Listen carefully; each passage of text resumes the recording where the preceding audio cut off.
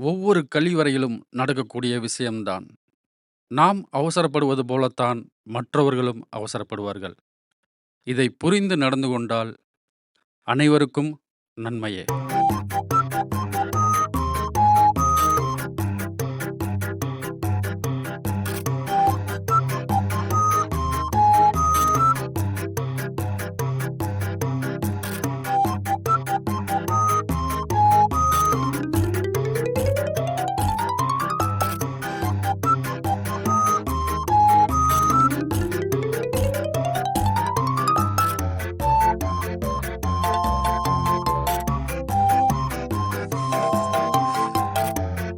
இது என்ன கழிவறை நினைச்சீங்களா?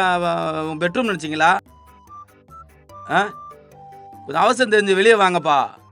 என்னதான் பண்றாங்களோ? போனோமா வந்தோமான்னு இருக்கணும்.